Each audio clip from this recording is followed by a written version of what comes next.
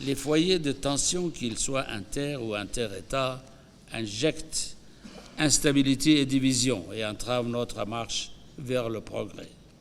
La dynamique conduisant à une paix durable dans la sous-région ne peut venir que des décideurs et des peuples eux-mêmes. C'est pourquoi je souhaiterais d'emblée exprimer ma profonde reconnaissance pour le rôle vital que jouent d'éminents dirigeants africains dans le règlement des différents conflits dans notre continent.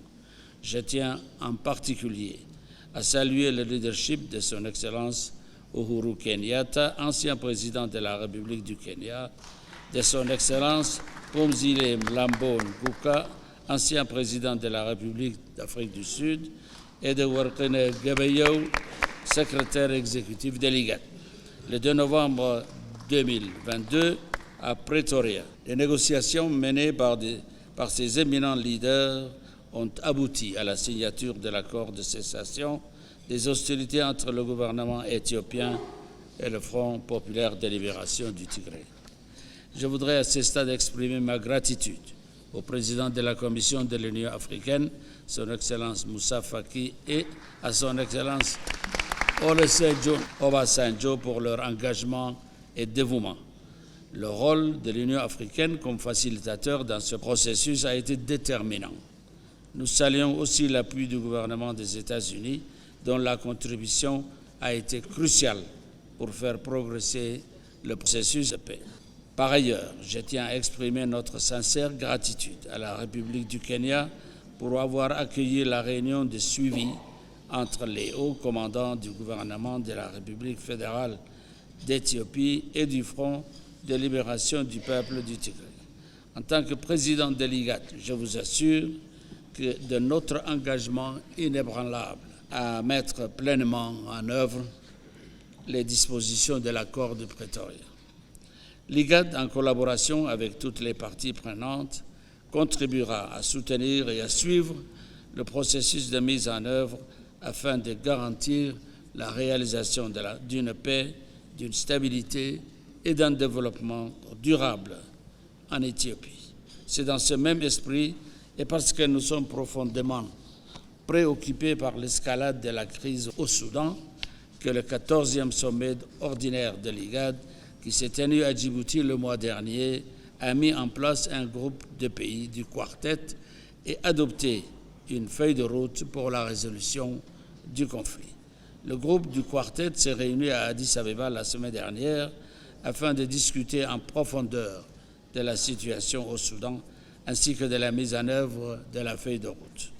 Comme toujours, l'étroite collaboration avec l'Union africaine a été déterminante pour harmoniser les efforts et trouver une solution pacifique et rapide à la crise soudanaise, et nous continuerons à œuvrer dans ce sens. Excellence, après des années de tragédie et de chaos, la Somalie est sur la bonne voie. En effet, nous saluons la stratégie nationale de stabilisation qui donne son nouvel élan aux efforts visant à rétablir l'autorité de l'État et appelons la communauté internationale à soutenir ce processus géré et dirigé par les Somaliens et qui sert de base à une transition réussie à une paix durable en Somalie. En outre, je profite de cette occasion pour féliciter le président Hassan Sheikh Mahmoud pour sa récente initiative de mettre en place un cadre légal pour les partis. En effet, la réunion de concertation de 2 jours entre le gouvernement fédéral et les anciens politiciens a été la première dans son genre et une avancée politique historique.